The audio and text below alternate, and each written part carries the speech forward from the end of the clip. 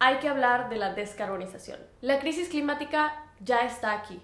La hemos visto en los últimos meses con heladas, apagones, incendios forestales, oleadas de calor, inundaciones, sequías. Estas catástrofes naturales que están aumentando en intensidad y en cantidad están siendo agudizadas por o causadas por el aumento en la temperatura o el calentamiento global, que actualmente estamos a 1.19 grados más caliente que temperaturas preindustriales.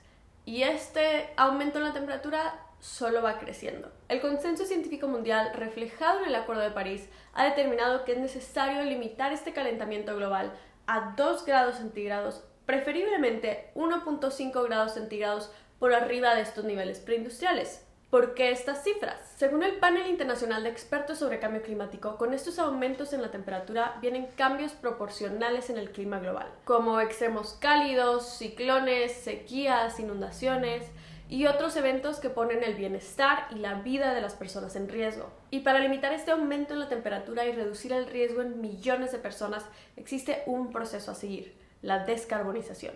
La descarbonización es el proceso de reducir y eventualmente eliminar las emisiones de dióxido de carbono y de otros gases de efecto invernadero que emiten las actividades humanas. Recordemos que actividades humanas como la generación de energía, el transporte, la agricultura y la ganadería generan emisiones de gases de efecto invernadero como el dióxido de carbono, emisiones que han seguido aumentando en un 60% desde que iniciaron las convenciones sobre cambio climático en 1990. En los últimos 10 años, las emisiones globales han ido aumentando un 1% cada año, y en el 2019 se alcanzó un récord de 59 gigatoneladas de dióxido de carbono emitidas en un año. Para poner esto en perspectiva, cada 1000 gigatoneladas de dióxido de carbono van a causar un aumento en las temperaturas de aproximadamente 0.45 grados centígrados. Y para frenar este aumento a 1.5 grados centígrados, tenemos que reducir nuestras emisiones en un 45% para el año 2030, en casi 8 años, y tenemos que llegar a emisiones cero netas para el año 2050. Entonces hablemos de emisiones. ¿Cómo logramos reducirlas o eliminarlas? Existen diferentes sectores claves para la descarbonización, pero se pueden dividir en dos categorías: aquellas acciones o cambios que reducen la cantidad de dióxido de carbono que se emite a la atmósfera, y las acciones que eliminan el dióxido de carbono que ya se emitió. El término de emisiones netas cero o net zero reconoce que aunque posiblemente no logremos reducir hasta un cero completo nuestras emisiones de dióxido de carbono, sí podemos, con tecnologías que ya les platicaré, eliminar esas emisiones residuales y llegar a un cero neto. Regresemos a los sectores clave. El más común y el más significativo, a mi parecer, es la energía. Actualmente dependemos de los combustibles fósiles, carbón, gasolina, gas, para generar nuestra electricidad y nuestro calor. Descarbonizar la energía significa transicionar a un sistema energético basado en energías renovables casi en 100%. Esto ya es tanto técnica como económicamente factible. La generación de energía solar y eólica ya es 4 veces más barata que la generación de energía con combustibles fósiles convencionales. Pero requiere de inversiones inmediatas e implica dejar de subsidiar a las empresas de hidrocarburos, que por temas políticos es un poco complicado. Pero la descarbonización no termina ahí.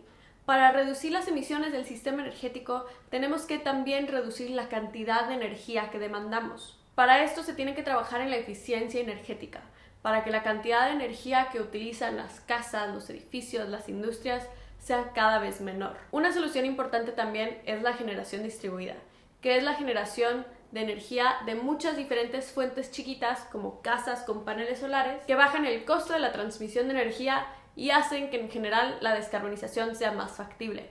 Otro sector muy importante es la movilidad, y aquí es donde entramos a lo local. Para descarbonizar la movilidad, lo primero que se necesita es invertir en infraestructura peatonal y ciclista, que permita que la gente se mueva sin necesidad de electricidad o de combustibles de manera segura y conveniente. También se tiene que invertir mucho en transporte público atractivo y accesible. Estoy hablando de trenes, tranvías, camiones, y finalmente deben de crearse grandes incentivos para reemplazar la flota vehicular, tanto pública como privada, con vehículos eléctricos, para electrificar y descarbonizar los pocos vehículos que nos van a quedar en las calles una vez que hagamos todo lo anterior.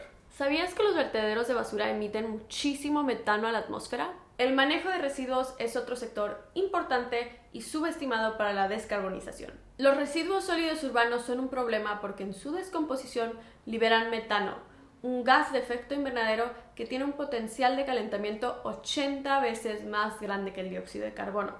Esto significa que aunque el metano esté en menor proporción, tiene una influencia muy grande en el calentamiento de nuestra Tierra. Para reducir las emisiones, lo más efectivo es desviar la basura y prevenir que llegue a los vertederos. Esto se puede hacer a través de la recolección segmentada, que sistemáticamente separa la basura en los hogares y los comercios y a la hora que se recoge esta basura para que la mayoría acabe siendo reciclada o en composta. Las tecnologías de residuos a energía, o WTE por sus siglas en inglés, también pueden ayudar a desviar la basura y prevenir que llegue a los rellenos sanitarios, convirtiéndola a energía a través de la incineración u otras tecnologías. La forma urbana o la manera en la que organizamos nuestras ciudades está ganando importancia en la conversación climática y en la descarbonización, sobre todo porque hoy en día el 55% de la población mundial vive en ciudades y se espera que este número crezca a 68% para el año 2050.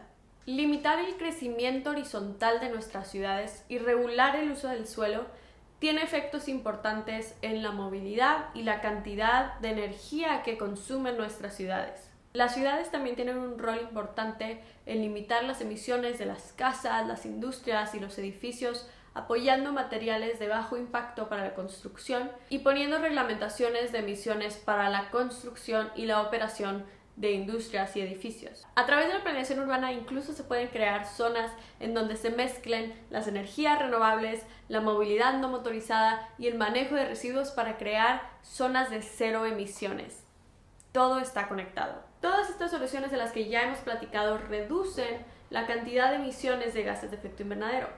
Hablemos ahora de las que eliminan las partículas que ya se liberaron a la atmósfera. Las soluciones basadas en la naturaleza son aquellas que involucran la protección, restauración y manejo de áreas naturales y seminaturales. Esto incluye muchas cosas como reforestar, promover las áreas naturales protegidas, construir parques y humedales urbanos, el manejo de los cultivos. La restauración de los ecosistemas puede ayudar a eliminar hasta 10 gigatoneladas de dióxido de carbono al año. Si combinamos esto con una reducción casi total del carbono que estamos emitiendo, podemos llegar a emisiones negativas. Otra técnica que nos puede ayudar a eliminar las emisiones residuales son las tecnologías de captura y almacenamiento de carbono, que son tecnologías que chupan el carbono del aire, normalmente cerca de la fuente que lo está emitiendo, lo comprimen y lo almacenan en el subsuelo. A través de estas tecnologías de emisiones negativas podemos llegar a reducir nuestras emisiones globales de manera mucho más rápida e incluso eventualmente llegar a revertir con muchísimo esfuerzo aquellos efectos que sí son revertibles, como la acidificación del océano y el incremento de la temperatura. Ya conoces los procesos claves de la descarbonización, aquí es donde se pone interesante. A nivel internacional, nuestros países nos están fallando. Se estima que incluso si los países cumplieran con las metas que ellos solitos se pusieron, llamadas las contribuciones nacionalmente determinadas, que no están cumpliendo, la temperatura global seguiría creciendo hasta 3.2 grados centígrados para finales del siglo. En otras palabras, los acuerdos internacionales y las acciones nacionales actuales no son lo suficientemente ambiciosas. Pero ante esta falta de liderazgo, las ciudades están tomando iniciativa y se están uniendo al reto, y aquí es donde entramos nosotros. La gran mayoría de estas soluciones que te he presentado se pueden solucionar a nivel ciudad o región. Las ciudades, tanto de México como del mundo, nos pueden encaminar a la descarbonización. Y para esto tienen que crear un plan de descarbonización con los siguientes pasos. Primero, es vital que hagan una declaración de emergencia climática. en donde públicamente reconozcan los riesgos inminentes de esta crisis y asuman la responsabilidad de atacarla con todos los recursos necesarios. Esto debe ir acompañado de un plan de acción climática y descarbonización. El plan de acción climática tiene que tener como base un inventario de emisiones y un atlas de riesgo climático, para que la ciudad pueda analizar cuáles son los culpables y los más afectados de la crisis a nivel ciudad. Con esto se puede crear un plan de acción con objetivos específicos y con una cronología para la descarbonización total. Si a nivel global tenemos que reducir nuestras emisiones en 45% para el año 2030 y en un 100% para el año 2050, a las ciudades les toca hacer esas matemáticas mentales para saber cuándo tienen que llegar a estas mismas metas y qué acciones concretas tomar. Todo esto debe ir acompañado de mecanismos de evaluación y revisión para que este plan pueda ser monitoreado y ajustado, se cumplan los objetivos y sea de verdadero bien para los ciudadanos. De nada nos sirven declaratorias vacías.